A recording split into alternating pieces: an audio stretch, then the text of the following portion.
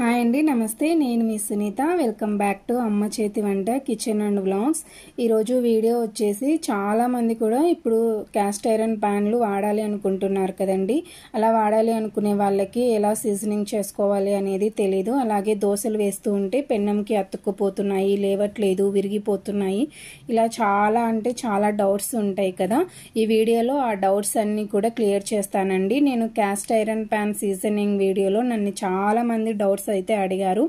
మేము సేమ్ మీరు చెప్పినట్టే సీజనింగ్ చేసామండి, అయినా కూడా మాకు దోశలు రావట్లేదు, పెన్నంకి అతుక్కపోతున్నాయి, విరిగిపోతున్నాయి అని చాలా మంది అయితే వాళ్ళకున్న డౌట్స్ అయితే చెప్పారనమాట. ఈ వీడియోలో నేను పిండి కలుపుకునే దగ్గర నుంచి దోశ వేసే వరకు, అలాగే దోశ వేసిన తర్వాత పెన్నంని మళ్ళీ ఎలా సీజనింగ్ చేయాలి అనేవి కూడా ప్రతిదీ కూడా క్లియర్గా చెప్తున్నానండి. మీకున్న ప్రతి డౌట్ కూడా ఈ ఒక్క వీడియోలో మొత్తం క్లియర్ అయిపోతాయి అన్నమాట. అంత క్లియర్గా అయితే చెప్తున్నాను అనమాట. మనం పిండి ఎలా కలుపుకోవాలి, దోశ ఎలా వేసుకోవాలి, ఫస్ట్ ఎలా దోశ వేయాలి, తర్వాత పెన్నంని ఎలా సీజనింగ్ చేసుకోవాలి, ప్రతిదీ కూడా నేను ఈ వీడియోలో చాలా క్లియర్గా చెప్తున్నాను. వీడియో లెంత్ ఎక్కువగా ఉంది అని అనుకోకుండా మీరు కాస్త వీడియోని చివరి దాకా చూసారంటే మీకున్న ప్రతి డౌట్ కూడా క్లియర్ అయిపోతుంది అనమాట. మరి ఇక లేట్ చేయకుండా ఎలా చేసుకోవాలో చూసేద్దాము. ఇక్కడ వచ్చేసి నేను ముందుగా దోశ కోసము పప్పు బియ్యం అనేది నానబెట్టుకుంటున్నానండి. 3 కప్పుల దాకా రేషన్ బియ్యం అయితే తీసుకున్నాను. ఇవి వచ్చేసి రేషన్ బియ్యం అనమాట. మీ దగ్గర రేషన్ బియ్యం లేకపోతే మనం ఇంట్లో రెగ్యులర్గా యూజ్ చేస్తూ ఉంటాం కదా, నార్మల్ రైస్, వాటినైనా తీసుకోవచ్చు. తర్వాత ఇందులోకి 1 టీ స్పూన్ దాకా మెంతులు వేసుకోండి. మెంతులు వేసుకోవడం వల్ల దోశలు అనేవి మంచి కలర్ వస్తాయి, టేస్ట్ కూడా చాలా బాగుంటుంది. అలాగే ఈ మెంతులలో అక్కడక్కడ కొంచెం రాగులు కలిసాయండి, సో వాటిని కూడా వేసాను అనమాట. మరి రాగులు అనేది ఆప్షన్ అండి, నాకు కలిసినందుకు వేసాను అంతే. తర్వాత ఇంకొక గిన్నెని తీసుకొని అందులోకి ఇక్కడ మనం ఏ కప్పుతో అయితే బియ్యం తీసుకున్నామో అదే కప్పుతోటి 1 కప్పు దాకా పొట్టు మినపప్పు అనేది తీసుకుంటున్నానండి. చాలా రోజుల నుంచి నేను పొట్టు మినపప్పుతోటే చేయాలనుకుంటున్నాను. నాకు పొట్టు మినపప్పుతో చేసిన ఇడ్లీ అయినా దోశలైనా చాలా ఇష్టం, టేస్ట్ అయితే చాలా బాగుంటాయి. మీరు పొట్టు మినపప్పు వద్దు, మా దగ్గర లేదు అనుకుంటే చాయ మినపప్పు అయినా తీసుకొని చేసుకోవచ్చు. తర్వాత ఇలా వాటికి సపరేట్గా ఒక గిన్నెలో బియ్యము, ఒక గిన్నెలో మినపప్పు తీసుకున్న తర్వాత మనము వీటి రెండింటిని కూడా బాగా కడుక్కోవాలి అండి. వాటర్ వేసి శుభ్రంగా కనీసం 6 నుంచి 7 సార్లు బియ్యం అనేది బాగా కడిగి తీసుకోవాలన్నమాట. రేషన్ బియ్యంలో డస్ట్ ఎక్కువగా ఉంటుంది కదా. ఈ విధంగా కడిగిన తర్వాత ఇవన్నీ కూడా మునిగేంత వరకు నీళ్లు పోసి కనీసం 7 నుంచి 8 గంటల పాటు ఈ బియ్యం అనేది నానాలి అండి. ఒకవేళ మీకు టైం లేదు అనుకుంటే కంపల్సరీగా 4 గంటలైనా నానాలి. సో ఇలా వాటర్ వేసి మూత పెట్టేసుకొని ఈ బియ్యం అంతా కూడా పక్కన పెట్టేసుకోండి. ఈలోపు మనం మినపప్పును కూడా కడిగి తీసుకొచ్చుకుందామండి. ఇక్కడ చూస్తున్నారు కదా, నేను మినపప్పును కూడా సుమారుగా 4 సార్లు అయితే కడిగి తీసుకున్నాను అనమాట. ఇలా కడిగిన మినపప్పులోకి తగినన్ని వాటర్ వేసుకొని దాదాపుగా 7 నుంచి 8 గంటలు అనేది పప్పు అయితే నానాలి అండి. ఎండాకాలం కదా, చాలా బాగా అయితే నానుతుంది. అలాగే మీరు పొట్టు మినపప్పు కాకుండా చాయ మినపప్పు తీసుకుంటున్నట్లయితే 4 గంటలు నానినా సరిపోతుందండి. సో ఇలా వాటర్ అన్ని వేసుకున్న తర్వాత 8 గంటలు నానిన తర్వాత చూపిస్తున్నాను చూడండి. బియ్యం అయితే చాలా చక్కగా నానిపోయాయి. ఇక్కడ చూస్తున్నారు కదా వీడియో క్లిప్లో, చూడండి ఎంత చక్కగా అయితే నానిపోయాయో. ఈ విధంగా నానిన తర్వాత మరొకసారి బియ్యంని బాగా కడిగి తీసుకోవాలండి. జస్ట్ అలా చేతిని అలా వాటర్లో తిప్పుతూ బియ్యంని మరొకసారి కడిగి తీసుకోవాలి. ఇలా కడిగి తీసుకున్న తర్వాత ఇక్కడ మినపప్పు కూడా చాలా చక్కగా నానిపోయిందండి. పొట్టు అంతా కూడా సపరేట్ అవ్వడానికి చాలా బాగా నానిందనమాట.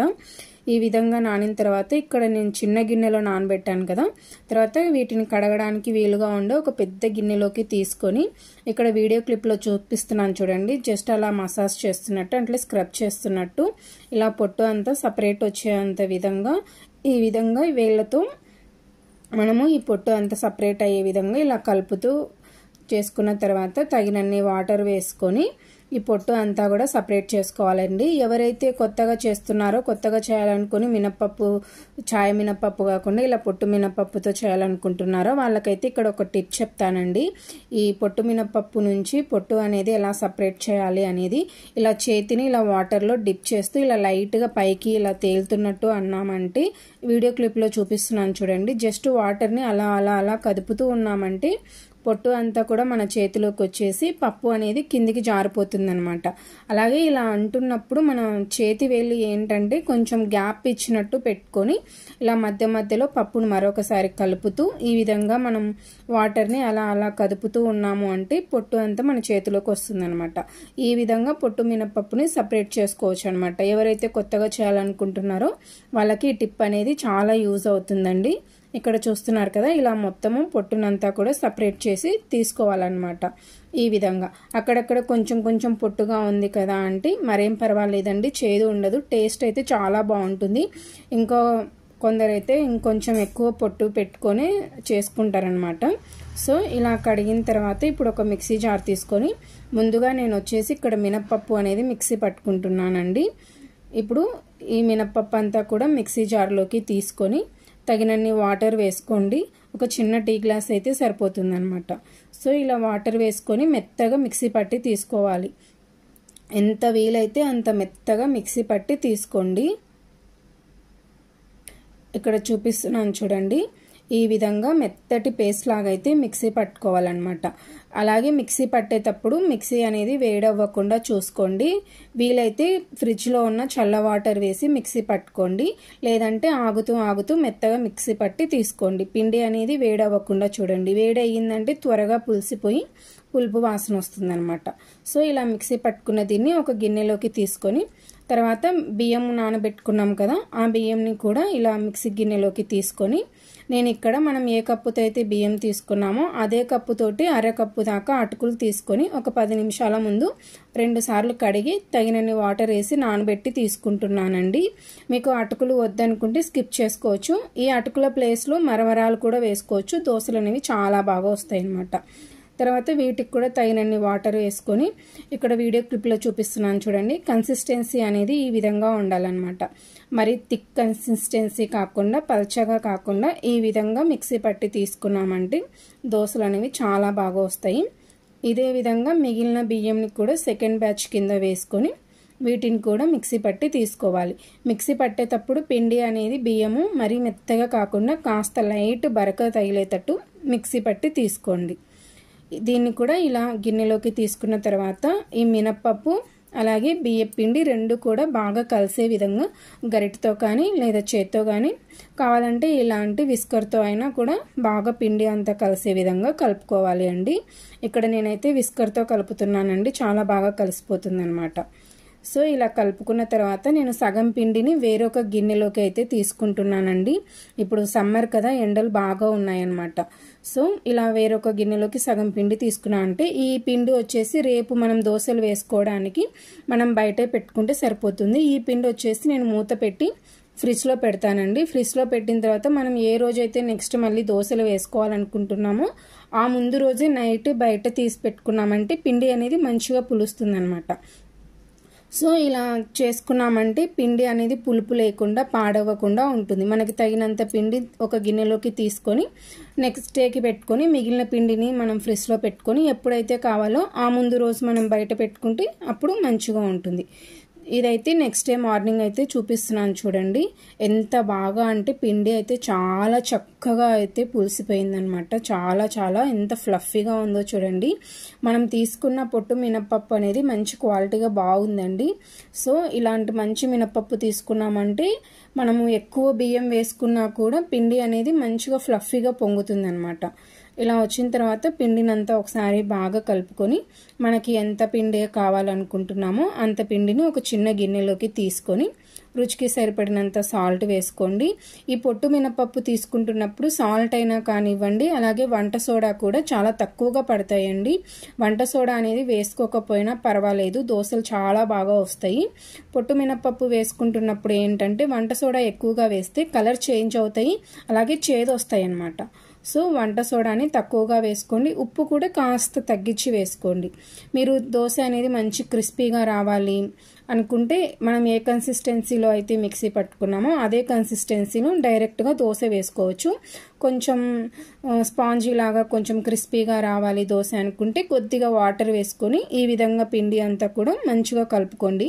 వీడియో క్లిప్లో చూపిస్తున్నాను కదా, ఈ కన్సిస్టెన్సీలో కలుపుకుంటే సరిపోతుంది.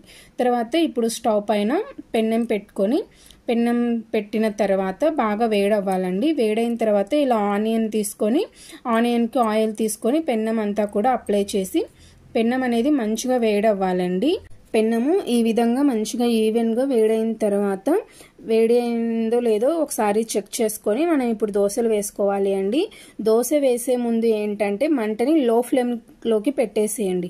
లో ఫ్లేమ్లో పెట్టిన తర్వాత దోశ వేయాలి అనుకుంటే ఒకేసారి పెద్ద దోశ వేయకూడదండి. ముందుగా వేసే దోశ ఏంటంటే కొంచెం చిన్నగా వేయాలి, ఎందుకంటే మనం మధ్యలోనే దోశ వేయాలన్నమాట. సో ఇలా ఒక 2-3 దోశలు చిన్నగా వేస్తూ పెద్ద దోశ వేసుకున్నామంటే ఈజీగా వచ్చేస్తాయి అన్నమాట. ఇక్కడ చూస్తున్నారు చూడండి వీడియో క్లిప్లు, నేను చిన్న దోశనే వేసాను, అది కూడా పెన్నంకి మధ్యలో వేసాను అనమాట. ఈ విధంగా వేసిన తర్వాత మళ్ళీ మంటని హై ఫ్లేమ్లో పెట్టుకొని మనకి దోశకి కావాల్సిన ఆయిల్ వేసుకొని హై ఫ్లేమ్లో జస్ట్ ఒక 30 సెకండ్స్ కాలిందంటే సరిపోతుంది. ఒకటి గుర్తుపెట్టుకోండి, దోశ వేసే ప్రతిసారి కూడా మంటని లో ఫ్లేమ్లోకి అడ్జస్ట్ చేసుకొని దోశ వేయాలి. దోశ వేసిన తర్వాత 30 సెకండ్ల తర్వాత మంటని హై ఫ్లేమ్లో పెట్టుకోవాలి. హై ఫ్లేమ్లో పెట్టుకున్న తర్వాత ఆయిల్ వేసి దోశ అంతా కూడా ఈవెన్గా కాలిన తర్వాత సెకండ్ వైపు తిప్పుకోవాలి. ఇక్కడ చూడండి, అసలు నేను ఏమాత్రం జస్ట్ అలా గరిట అలా పెట్టంగానే సపరేట్ అయిపోయింది కదా, పక్కకి జరిగిపోతుంది అనమాట. అందుకు పెన్నం అనేది మంచిగా వేడవ్వాలి. మంటని మీడియం ఫ్లేమ్లో పెట్టి వేడి చేయండి, హై ఫ్లేమ్లో పెట్టి వేడి చేయకూడదు అనమాట. సో మీడియం ఫ్లేమ్లో పెట్టి పెన్నం అంతా కూడా ఈవెన్గా వేడైన తర్వాత మళ్ళీ లో ఫ్లేమ్లోకి పెట్టి దోశ వేసిన తర్వాత 30 సెకండ్ల తర్వాత మళ్ళీ హై ఫ్లేమ్లో పెట్టి ఆయిల్ వేసి ఆ తర్వాత ఇలా రెండో వైపు తిప్పుకుంటూ కాల్చుకోవాలన్నమాట. ఇలా ఒక 2-3 దోశలు వేసుకున్న తర్వాత ఇప్పుడు పెన్నం అంతా కూడా పెద్ద దోశ వేసుకోవచ్చు. సో మనకి పెన్నంకి ఎంత పిండి పడుతుందో అంత పిండిని ఇలా పెన్నం పైన వేసిన తర్వాత మనం ఎంత పెద్దగా అయితే దోశ వేయాలనుకుంటున్నామో అంత పెద్దగా దోశ అంతా కూడా వేసేసుకోవాలండి. ఇక్కడ చూస్తున్నారు కదా మీరు వీడియో క్లిప్లు, నేను మొత్తం పెన్నం నిండుగా వేసేసాను అనమాట. ఈ విధంగా మనకి ఎంత పెద్దగా కావాలంటే అంత పెద్దగా వేసుకోవచ్చు. ముందుగా మనం చేయాలి ఏంటంటే ఫస్ట్ వేసిన దోశ, రెండోసారి వేసిన దోశ, అలాగే మూడోసారి కూడా ఇలా ఒక 2-3 దోశలు చిన్నగా వేసుకోవాలి. ఫస్ట్ చిన్నగా వేయాలి, ఆ తర్వాత కొంచెం పెద్దగా, ఆ తర్వాత ఇంకొంచెం పెద్దగా, ఇలా ఒక 3 దోశలు వేసిన తర్వాత మనం పెద్ద దోశని వేసుకోవచ్చు అనమాట. అలాగే దోశ వేసే ప్రతిసారి కూడా గుర్తుపెట్టుకోండి, మంటని లో ఫ్లేమ్లో పెట్టుకొని దోశ వేసిన తర్వాతనే మళ్ళీ మనం హై ఫ్లేమ్లో పెట్టుకోవాలి. అలాగైతేనే పెన్నం అంతా కూడా మంచిగా ఈవెన్గా వేడవుతుంది.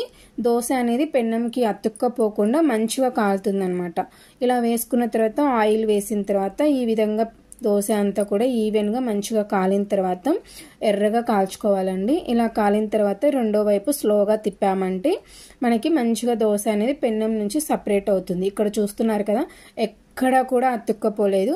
అలాగే మనం కొద్దిగా మెంతులు వేసాం కదా, మెంతులు వేయడం వల్ల దోశ కూడా మంచి కలర్ వస్తుందన్నమాట.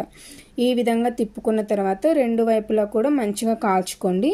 మీరు గుర్తుపెట్టుకోవాల్సిందల్లా ఒక్కటేనండి, మీడియం ఫ్లేమ్లో పెట్టి ముందుగా పెన్నంని వేడి చేయాలి, తర్వాత లో ఫ్లేమ్లోకి పెట్టి దోశ వేసుకోవాలి. దోశ వేసుకున్న 30 సెకండ్స్కి మంటని హై ఫ్లేమ్లో పెట్టి ఆ తర్వాత ఆయిల్ వేసిన తర్వాత కింది వైపు మంచిగా ఎర్రగా కాలిన తర్వాత ఆటోమేటిక్గా పెన్నం నుంచి దోశ అనేది సపరేట్ అవుతుందన్నమాట. అప్పుడు మనం ఇంకో వైపు టర్న్ చేసుకోవాలి. తర్వాత రెండు వైపులా మంచిగా కాల్చుకున్న తర్వాత మనకి ఏ విధంగా కావాలో ఆ విధంగా కాల్చుకున్న తర్వాత ఇప్పుడు ఈ విధంగా కాలిన తర్వాత ఈ దోశను తీసేసుకుంటే సరిపోతుంది. ఇలా క్రిస్పీగా చేసుకోవచ్చు. అలాగే స్పాంజిగా చేసుకోవాలంటే పిండిలో ఇంకొంచెం వాటర్ కలుపుకొని స్పాంజిగా కూడా చేసుకోవచ్చు అనమాట. ఇక్కడ చూస్తున్నారు కదా దోశ అనేది ఎంత చక్కగా కాలిందో. నేను ఒక్క దోశనే వేసాను, చూస్తున్నారా? ఇలా మనము ప్యాన్ అనేది సీజనింగ్ చేసుకోవడం ఎలా అనేది ఇక్కడ కూడా చెప్తానండి. మనం ఇలా దోశలు కాల్చుకున్న తర్వాత పెన్నెమును మళ్ళీ వెంటే తోమేసి పెడుతూ ఉంటాం అనమాట. సో అలా తోమి పెట్టకూడదు. మనం క్యాస్ట్ ఐరన్ సీజనింగ్ ప్యాన్ వీడియోలో చెప్పుకున్నాం కదా, దోశలు వేసిన తర్వాత పెన్నెంని తోమకూడదు. మనం ఎప్పుడైతే సీజనింగ్ చేసిన తర్వాత మనం ఆయిల్ అప్లై చేసి అలాగే పెట్టి మనం దోశలు వేసుకునేటప్పుడు తోముకుంటాం కదా, సో అదే విధంగానే దోశ వేసుకొని మనం పెన్నెంని వాడిన తర్వాత కూడా పెన్నం అనేది అస్సలు తోమకూడదండి, అలాగే పెట్టుకోవాలి. మీకు ఈ పెన్నం పైన ఏదైనా దోశ పిండి అతుక్కపోయి డస్ట్ లాగా ఉంది అనుకుంటే దాన్ని మొత్తం జస్ట్ అలా గరిటెతోటి తీసేసి పెన్నెంని వాడినట్టు అదే విధంగా పెట్టేసి మళ్ళీ మనం ఎప్పుడైతే దోశలు వేసుకుంటామో అప్పుడు పెన్నెం అనేది తోముకోవాలన్నమాట. అంతవరకు తోమకూడదు. ఎప్పుడు కూడా మనం వాడే దోశ పెన్నెంకి ఆయిల్ అనేది ఎప్పటికీ ఉంటూనే ఉండాలి అండి. సో అలా ఉంటేనే దోశలు వేసే ప్రతిసారి కూడా దోశ బాగా వస్తుంది అనమాట. ఇక్కడ చూస్తున్నారు కదా, నాకైతే ప్రతి దోశ కూడా చాలా అంటే చాలా బాగా వస్తున్నాయి. ఈ విధంగా మీరు కూడా ట్రై చేయండి. మీకు ఈ వీడియోలో మీకున్న డౌట్స్ అన్ని క్లియర్ అయిపోయానమాట. నేను మీరు అడిగిన డౌట్స్ని కూడా ఇక్కడ స్క్రీన్ షాట్ పెడతాను, చూడండి. చాలా మంది అయితే అడిగారు, సేమ్ మీరు చెప్పినట్టే మేము సీజనింగ్ చేసామండి, అయినా కూడా మాకు దోశలు రావట్లేదు, విరిగిపోతున్నాయి, పెన్నంకి అతుక్కపోతున్నాయి అని. సో అలాంటి వాళ్ళు ఒకసారి ఈ విధంగా ట్రై చేయండి, చాలా అంటే చాలా బాగా వస్తాయి. అలాగే ఈ పచ్చడి వచ్చేసి కొబ్బరి, అలాగే పల్లీలు, పచ్చిమిర్చి, ఉల్లిపాయ ఇవన్నీ వేసి చేసిన చట్నీ అనమాట. చాలా అంటే చాలా టేస్ట్గా ఉంటుంది. మీకు కావాలనుకుంటే కామెంట్ చేయండి, తప్పకుండా ఆ వీడియోని కూడా పోస్ట్ చేస్తాను. ఇక్కడ చూసారు కదా, దోశలు అయితే చాలా బాగా వచ్చాయి. ఒకవైపు క్రిస్పీగా, ఒకవైపు స్పాంజీగా వచ్చాయి అనమాట. సో ఇలా అయితే చేసుకోవచ్చు. పొట్టు మినపప్పుతోటి చేయాలనుకునే వాళ్ళు కూడా ఈ ప్రాసెస్లో ట్రై చేయండి. చాలా అంటే చాలా బాగా వస్తాయి అన్నమాట. మీరు కూడా ఒకసారి ఈ విధంగా ట్రై చేసి చూడండి.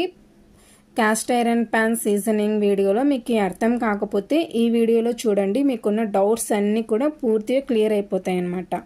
సో ఈ విధంగా ట్రై చేసాక మీకు ఎలా కుదిరింది అనేది మీ ఫీడ్బ్యాక్ని కామెంట్ సెక్షన్లో నాతో షేర్ చేసుకోవడం అస్సలు మర్చిపోకండి. అలాగే ఈ వీడియో నచ్చితే, అలాగే ఈ టిప్స్ అన్నీ కూడా నచ్చితే లైక్ చేయండి, మీ ఫ్రెండ్స్ అండ్ రిలేటివ్స్కి షేర్ చేయండి. ఇలాంటి మరిన్ని మంచి వీడియోస్ కోసం, మరిన్ని మంచి టిప్స్ కోసం మన ఛానల్ని సబ్స్క్రైబ్ చేసుకోండి. Thanks for watching. Thank you all.